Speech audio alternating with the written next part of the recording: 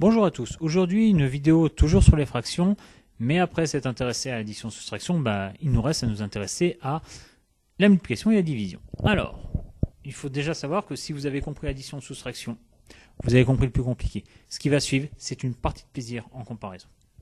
Alors, je vais commencer par le plus simple. C'est quoi le plus simple? C'est la multiplication. Alors, voici mes deux exemples. Commençons par le premier. En haut, la multiplication, je vous ai marqué 5 tiers que multiplie 7 treizièmes.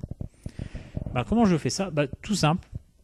Il suffit que je fasse ce qu'on aurait envie de faire tout de suite, c'est-à-dire de prendre les numérateurs et de les multiplier entre eux. Donc, de faire 5 fois 7 et de faire la même chose avec les deux dénominateurs. 3 fois 13. Et ce qu'on a envie de faire, c'est ça. C'est la bonne réponse. Donc, une fois que j'ai écrit ça, je fais mon calcul. Et je vais donc obtenir en haut 35, en bas 39. Et voilà, j'ai terminé mon calcul. Il ne reste plus qu'à simplifier la fraction si c'est possible. Pour la division, c'est un tout petit peu plus compliqué, mais vraiment un tout petit peu. Alors ça, c'est une écriture que moi je préfère quand on parle des fractions. Certaines personnes préfèrent l'écrire de cette façon-là. De mettre 5 tiers, un grand trait de fraction divisé par 7 treizièmes. C'est un choix. Pourquoi pas, mais je trouve que ce n'est pas forcément la meilleure façon pour expliquer.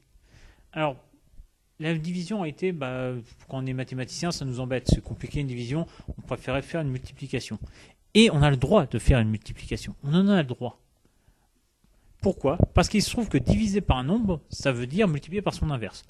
Alors, je ne vais pas rentrer dans les détails de l'explication. Je vais juste vous montrer ce que ça signifie. Ça veut dire que, en tout cas pour ma première fraction, je n'y change rien. Je garde mes 5 tiers. Mais pour la deuxième, je vais multiplier par l'inverse. Vous retenez que l'inverse, ça veut dire quoi? Je vais inverser mon nombre. Et vu que c'est une fraction, inverser son nombre, ça veut dire quoi? Ça veut dire que je vais inverser la position des nombres dans ma fraction. Donc, à la base, j'avais 7 sur 13. Si je mets le signe multiplié, il suffit juste que je marque 13 sur 7.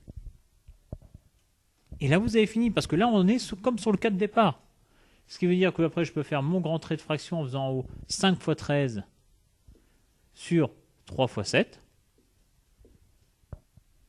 5 fois 13, ça fait 65. 3 fois 7, ça fait 21. Et voilà, j'ai terminé. Il ne me reste plus qu'à simplifier ma fraction si c'est possible. Voilà, j'espère que cette petite vidéo vous aura été utile et je vous dis à très bientôt pour une prochaine vidéo.